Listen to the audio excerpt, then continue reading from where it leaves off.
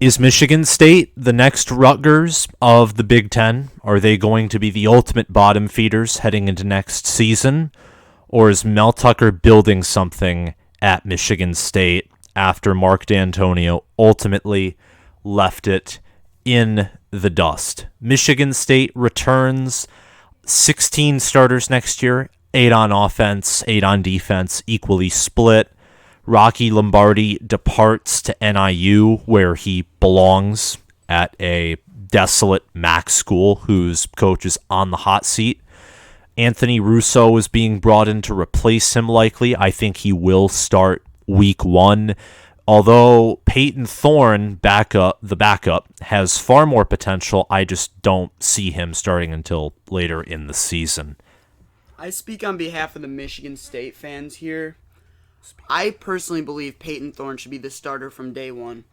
I think this year will end up being like last year, where they experiment with the older quarterback starting out the season. A.k.a. last year it was Rocky Lombardi. This year it would probably be Anthony Russo. And I think it'll go bad after a few games like it did last year.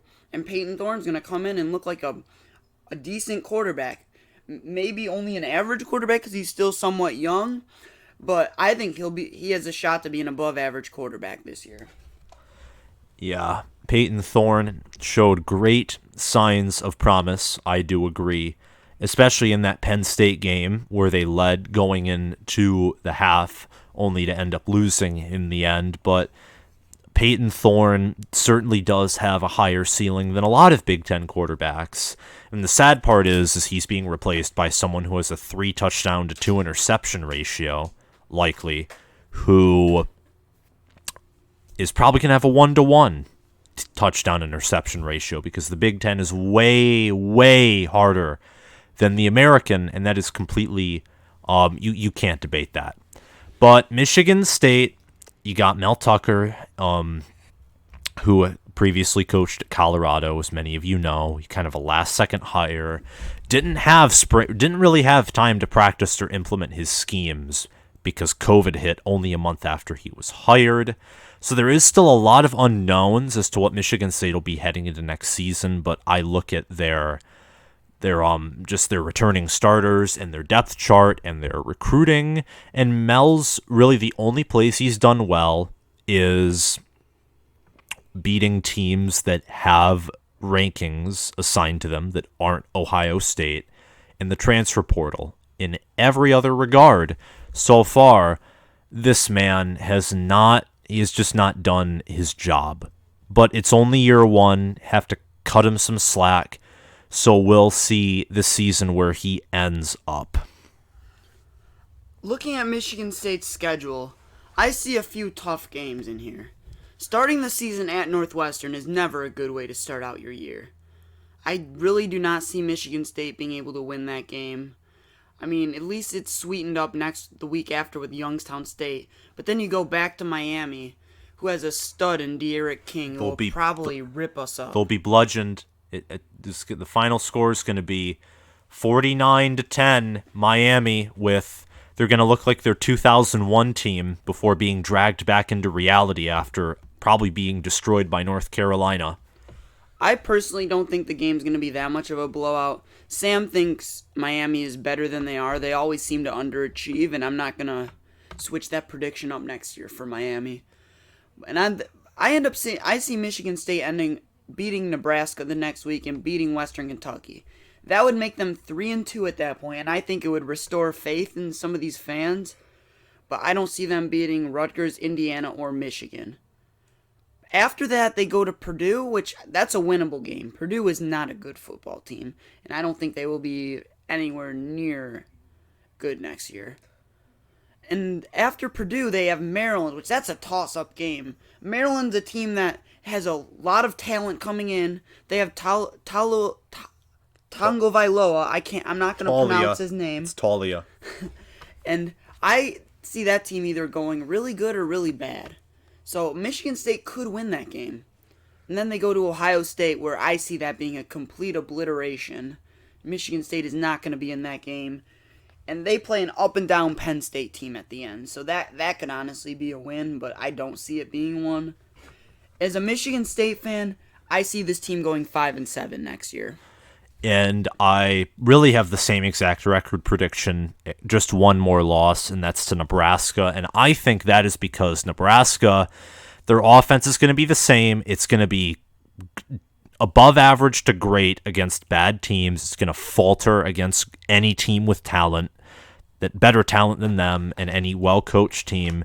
But their defense, they return 9 starters on their defense, Nebraska does, and their defense actually made steps forward next year. Their defense, compared to their previous years under Scott Frost, will be stud level. And I just don't think Michigan State will be able to handle that. That'll probably be like their 2018 game. It'll probably be very low scoring, painfully low scoring. But Michigan State does have the home field advantage there, so there is a chance that they can beat Nebraska for sure. But my final record prediction is 4-8. And Connor's is similarly 5-7, neither reaching a bowl. I do want to touch on some of the strengths of this team, though. I personally feel that the defensive line and linebackers are going to be the 2 strengths of this team.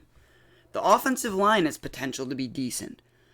Michigan State's historically had a pretty good offensive line, but the last 2 years it's been pretty weak, and I see them being able to at least go back to an average group. On the defensive side of things, I think Michigan State, like always, will have a pretty elite defensive line. And the linebackers will be pretty good as well. I see that resulting in a really good run defense, but the question marks come in the secondary. The defensive backs and the safeties and the cornerbacks are not that good. We lost a few of them this year, which I honestly think we should have had one drafted, but that's just my opinion. But Michigan State lost a lot of the corners to graduation, and they just aren't bringing that much in next year. They're bringing in a 4-star transfer from Alabama, but even then, I just don't see it. I don't think, like, it's not just that this team won't be good, it's the fact their schedule is hard. You got Northwestern from the other division, who will be probably the 3rd or 4th best team, and you have Miami as a non-conference game. Plus, with the Big Ten East being so much more competitive, like ever-increasing competitive, I think it'll be hard for teams that are at the bottom now to rise unless they have good recruiting class. They'll have to have it all to rise, and I just don't think Michigan State has it all. But I agree with the defensive line. I don't know if I would say elite, but I would agree. I wouldn't say bad. I'd probably put it more average with perspective with the rest of the Big Ten. Linebackers, pretty similar. Defensive backs will be most likely the worst in the entire Big Ten, maybe ahead of Purdue and Illinois or some of those other teams, but that's just because those teams are awful to begin with. Yeah, that's really it for the analysis on the defense, besides the fact that they do have a highly touted potential for Peyton Thorne, but that's offense. And again, with Michigan State, with how their offense has been, with Lombardi leaving and I think some others leaving too, I don't see that going well either. This is another rebuilding year to rebuild from what Mark D'Antonio just kind of left this program dead in a ditch on the side of a dirt road.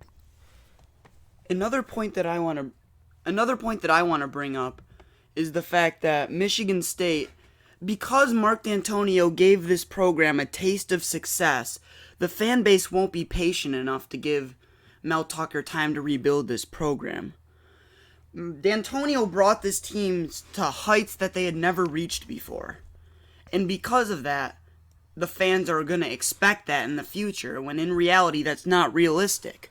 Exactly. An 8-4 season would be a successful season for a Michigan State team. And what's even worse about it too is what it's going to be is I heard on a podcast by actually, funny enough, another Michigan State fan. If this doesn't go through well in like next year, it's going to be Rich Rodriguez at Michigan State, and you're going to get everyone who wants to donate money to this program And the fan base will get impatient, and they'll want this man gone, and they'll probably want like some D'Antonio loyalist or someone like a Luke Fickell or a former assistant under D'Antonio to come in if he fails. That's just my opinion, though. I think that Tucker does have a shot to succeed, though. He's a player's coach. The players look like they enjoy playing under him, and he seems to get the team to rally up in some games against ranked opponents. But I honestly think, with all things considered, the Mel Tucker experiment has a higher percentage of failing than it does succeeding. Oh, of course, which means, and this is where we're going to leave it off at, if Mel Tucker does in fact succeed here along with his staff, they'll be highly rewarded, and he'll be a good coach. He will be an above average or good or great, whatever tier, depending on how well he does if he succeeds here at Michigan State, because let's be honest here, more than half of your current coaches could probably not rebuild this program to the standards where most would like to see it. The standards are higher than they were before D'Antonio came here. He tore it down as he left, and fans don't want to believe or accept that. And the whole thing is just nasty. And I'm saying this as a Michigan fan too. Like it's pretty bad. It's not quite as bad as what Michigan's situation is right now, but it's close, and it will be even closer if they have the projected record that Connor or I are giving them, because no one wants to see them go bowless in year 2. That would be like Willie Taggart at Florida State. He'd probably, going into year 3, if he didn't have at some point like a 3-0 or 4-0 record, he'd probably get fired. That's just how it would, what it would result in, because it's a Big Ten program and it's Michigan State. Thank you guys for watching. Remember to like and subscribe, and just click the notification bell so you can watch our future videos. I have a video about Penn State and their chances to reach the college football playoff under Franklin coming out tomorrow. I'm, again, still working on my conference prediction video. I'll probably have that out by this weekend. I'm going to start with the Big Ten, then move around for all the Power 5 conferences. Just my record by record and ranking by week predictions for each of the teams in the conferences and where I think they'll fall. And then maybe for each conference as well, also do an in-depth video on what I think their teams will be like, maybe even up to starting lineups and other stuff like that. So just stay tuned, and thank you again for watching, and I'll see you around.